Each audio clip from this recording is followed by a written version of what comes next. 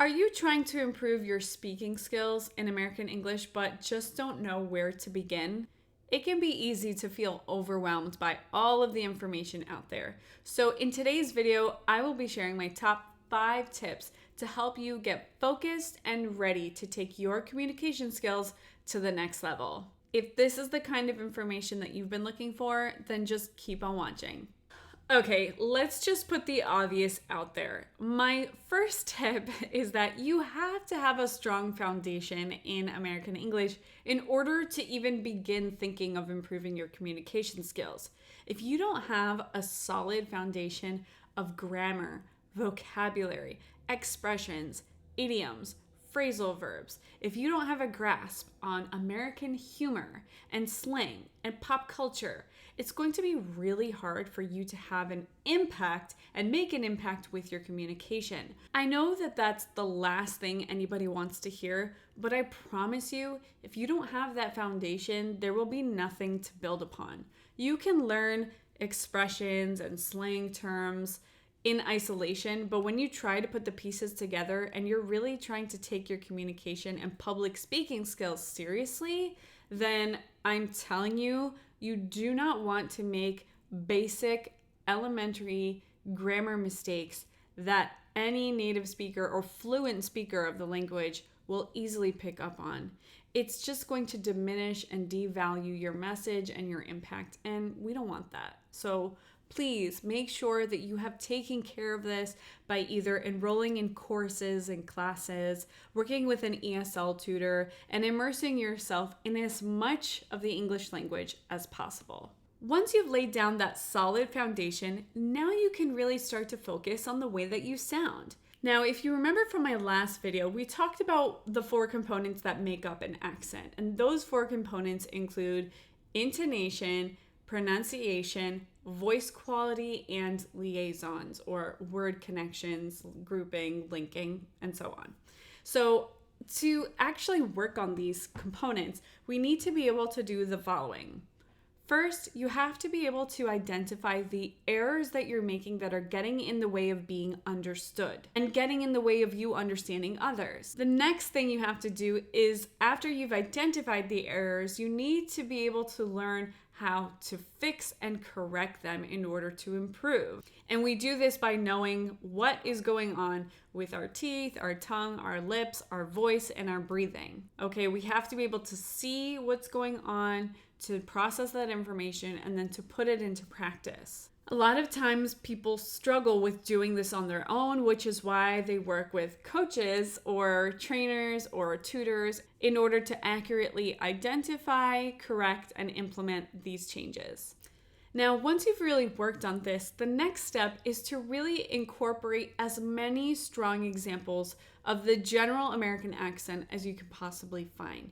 You should be listening to people speaking. You should be watching movies, TV shows, the news, listen to podcasts and audiobooks, but try to make sure that the speaker has a more generalized American accent and doesn't lean too heavy into a regional accent, such as from New York or Texas or Alabama or Boston.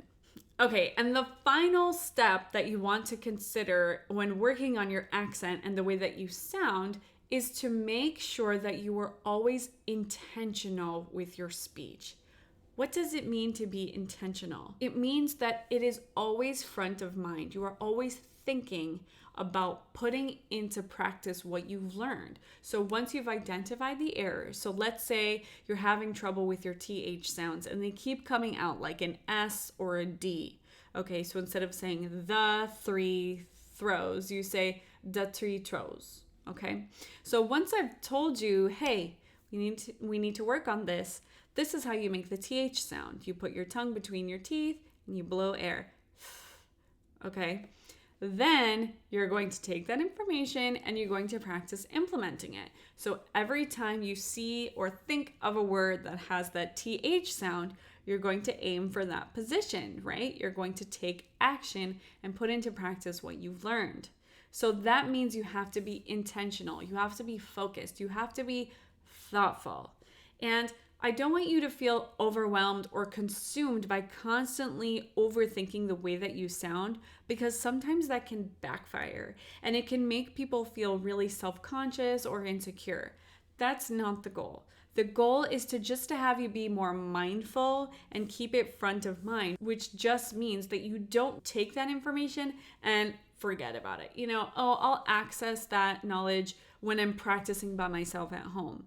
That's not really going to help you when you're speaking in front of others or when you're working on accomplishing a public speaking goal. So that's why it's so important to take what you're learning and to put it into practice. Otherwise, you're never going to use it. And if you don't use it, you lose it. This brings me to number 3. Work on your writing skills. This is such an undervalued component of improving your communication skills. Now, communication is not just about speaking, right? But in this video, we are focusing on speaking skills.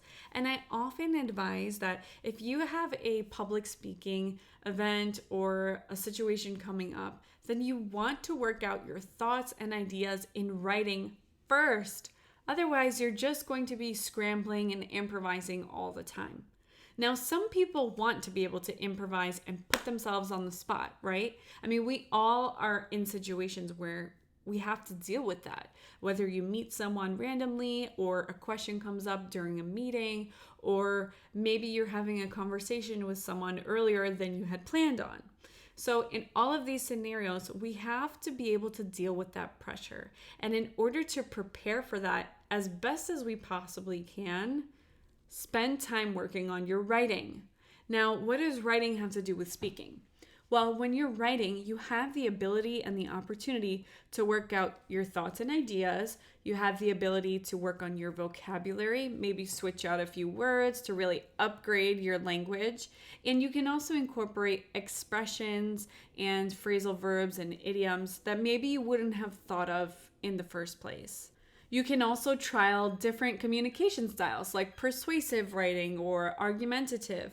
So that way you can put into writing what you're thinking and then you can practice actually saying it. The best way to work on improving your writing skills is to make sure that you are reading and writing every single day. You cannot overlook these 2 critical tasks. I want you to work on your writing so that it improves your speaking. In order to improve your writing, you need examples of good writing, and you need to put into practice writing as well. So that means reading, writing, so that together your speaking will improve. Okay, we've made it to number 4. Practice, practice, practice. So you've laid the foundation. You've identified your errors and really thought about the way that you sound when you speak. You've started to write out your ideas and you're reading more. You're surrounding yourself with strong examples of communication and public speaking that you are aiming for and working towards. Now it's time to practice. You have to recreate the scenarios that you are trying to be successful in. So let's go back to thinking about those different contexts, right? Like maybe you're about to give a presentation to a group of colleagues at work, or maybe you're about to attend an online networking event. Or maybe you are catching up with an old friend or meeting a new friend, a potential new friend. So these are all different scenarios in which communication may differ depending on your audience and the context.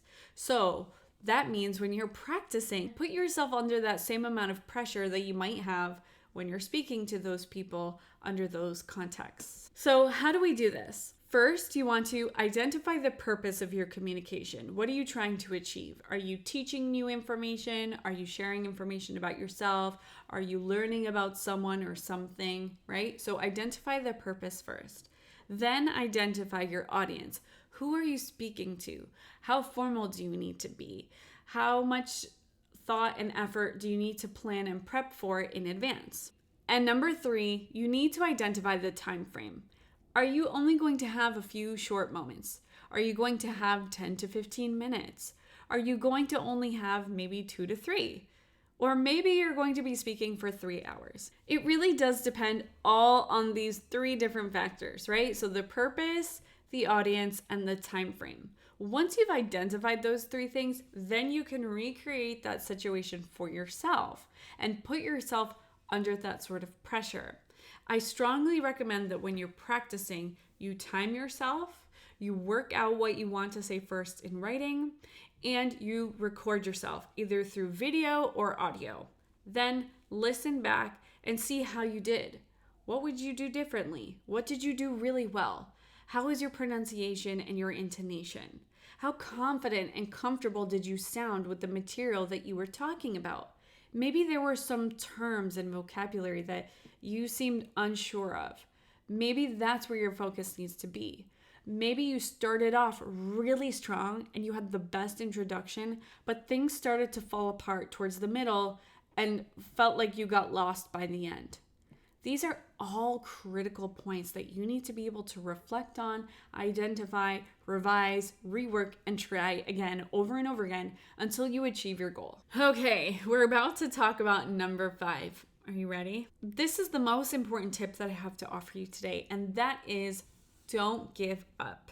Remember, practice makes progress, and language learning is a lifelong journey. Things are not going to change for you overnight. It takes real work, dedication, focus, discipline, implementation, practice opportunities, all of the above to get the results that you are seeking. So don't be so hard on yourself if you feel like you're feeling stuck or you're hitting a plateau, or maybe, again, you're feeling overwhelmed. Take a step back, reevaluate. Where am I at now? Where was I before? And where am I trying to go? And then set yourself up for success by scheduling in time every day, every other day, 3 times a week. Work with an accountability partner. Tell your friends or colleagues or family what you're trying to work on. Seek out professional help. Work with a coach or a tutor. And really try to focus on just making progress. Look forward and don't be so stressed out about what you didn't do yesterday or what you couldn't do today. I know that you can do it, so please just don't give up. Whew, okay, that brings us to the end of today's video. I hope that you found these tips helpful, and I can't wait to hear about all the amazing things you're going to achieve with your communication skills in spoken American English. Let me know what you thought of my tips, and if you have any of your own tips to share for others. Leave them down in the comments below. Make sure that you subscribe to my channel and like this video to see more in the future. And don't forget to leave your suggestions of what you'd like to see next. Wishing you nothing but the best. Talk to you soon.